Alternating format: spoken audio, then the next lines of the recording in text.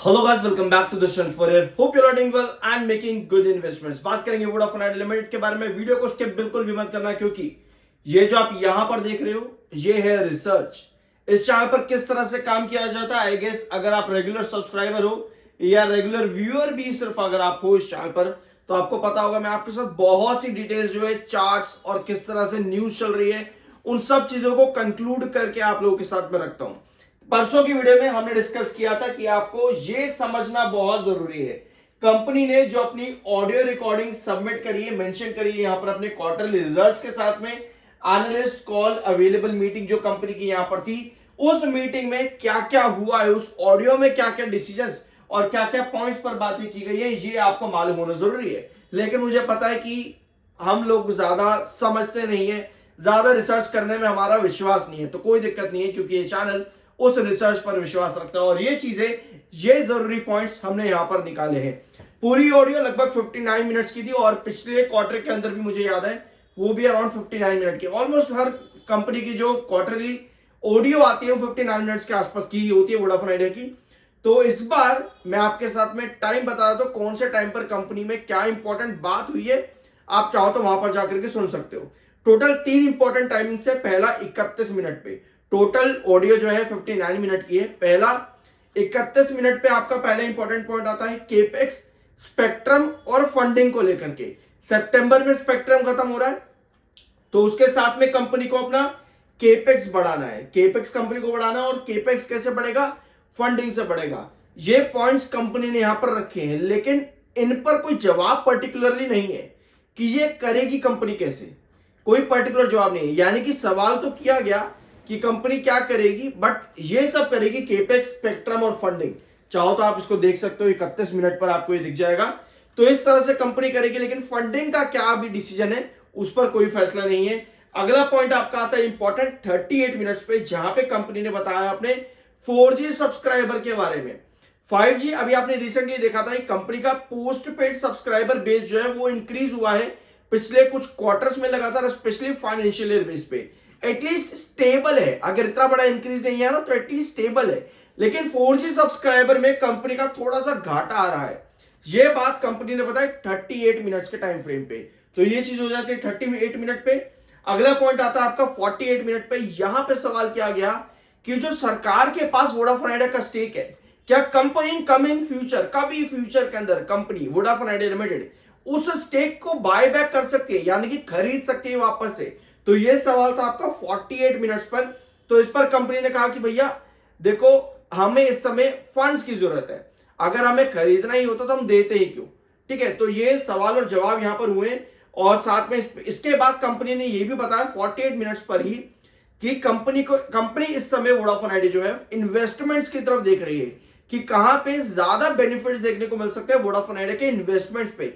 अभी रिसेंटली आपने renewable energy investment सुना होगा और आदित्य बिरला वाला इन्वेस्टमेंट आपने सुना होगा, तो उन्हीं इन्वेस्टमेंट्स के बारे में यहां पर बातचीत हुई। और साथ में फंडिंग को लेकर के भी 48 मिनट्स पर एक बार फिर से पॉइंट्स देखने को मिले। तो ये टोटल 3 टाइमिंग से, पहला 31 मिनट, 38 मिनट्स और 48 मिनट्स। तो ये चीजें अगर आप इस तरह से रिसर्च करते हो, आप कभी भी नुकसान में नहीं जाओगे। कोई बात नहीं, नहीं कर सकते तो कोई बात नहीं, चैनल है आप लोगों के लिए, सब्सक्राइब कर दिया करो यार। हर दिन इतने लोग आते हैं, लेकिन इक्का दुक्का कोई किसी को लगता है चलो ये सब्सक्राइब कर दे, आप भी कर दिया करो, अच्छा लगता है इस चीज पर। ठीक है, तो वोडाफोन आइडिया टैरिफ्स के बारे में ही बता रहे हैं। नवीन कुलकर्णी ने यहां पर मेंशन किया कि वोडाफोन आइडिया हो सकता है कि आने वाले टाइम्स में मार्केट लीडर्स के साथ में टैरिफ हाइक्स के साथ मिल सके, जो कि जरूरत भी है वोडाफोन आइडिया लिमिटेड को इस समय, क्योंकि अकेले चलना ये भी थोड़ा दिक्कत हो सकती है वोडाफोन आइडिया को। तो इसके लिए अगर आप चाहो तो ये वाला पैराग्राफ यहां पर रीड कर सकते हो। ठीक है, ये वाला पैराग्राफ रीड कर सकते हो, आपको बहुत सी इंफॉर्मेशन यहां पर भी मिल जाएगी। ये पूरा पैराग्राफ रीड कर सकते हो अगर आप चाहो तो, वरना कोई दिक्कत नहीं है, इसमें ज्यादा इंपॉर्टेंट चीजें ये भी नहीं है। ठीक है, अगला आता है आपका वोडाफोन आइडिया इन रिलीफ।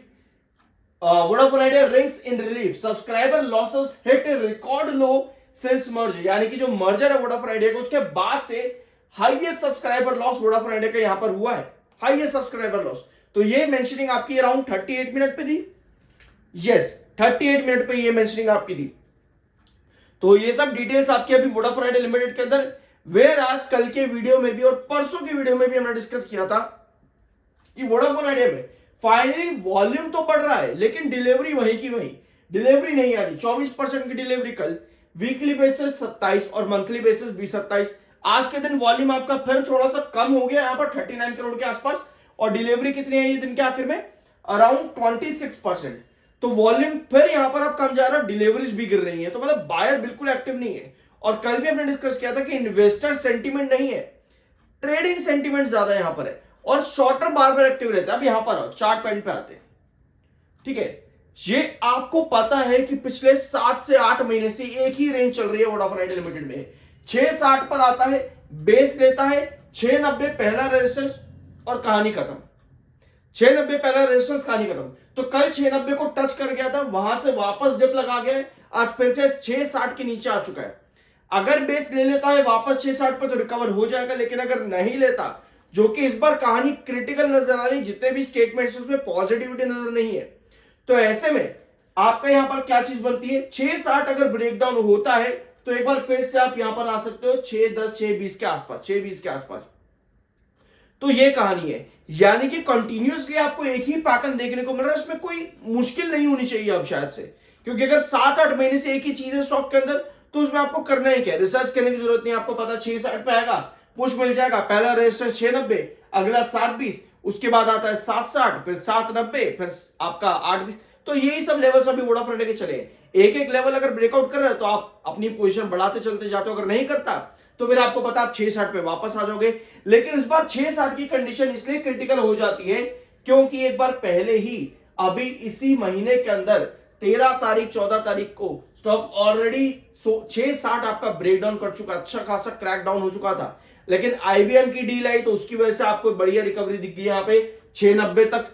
तो इस बार ये कंडीशन इसलिए क्रिटिकल है क्योंकि अब आप देख रहे हो यहां पर कहीं ना कहीं एक डाउनवर्ड वेजेस पैटर्न फिर शुरू हो रहा है, यहां पे जहां पे 690 रेजिस्टेंस पुराने वाला वापस निकल कर गया है। तो अगर 660 पर रिकवरी नहीं देता तो इस बार हम बहुत ज्यादा क्रिटिकल है वोडाफोन आइडिया लिमिटेड में। Apart from this, fund raising, AGR relief पर कोई खबर, new tariff hike, new partnership जैसे कि आईबीएम की हुई है और आगे आती है तो अच्छी बात है, और अगस्त की डेडलाइन 5G को लेकर के, ये सारे इंपॉर्टेंट पॉइंट्स हैं जिनको कंक्लूड होना और सब में फाइनल रिलीफ मिलना और पॉजिटिविटी आना बहुत जरूरी है। लेकिन अगर नहीं आती इन सब के बिना ही आप कहीं ना कहीं एक टर्न अराउंड स्टोरी ढूंढ रहे हो वोडाफोन आइडिया लिमिटेड में, तो भैया थोड़ा मुश्किल है, बल्कि ज्यादा मुश्किल है। बाय सेल की कोई रिकमेंडेशन नहीं है। आई होप कि वीडियो आपको पसंद आया होगा। मिलते हैं अगले वीडियो में।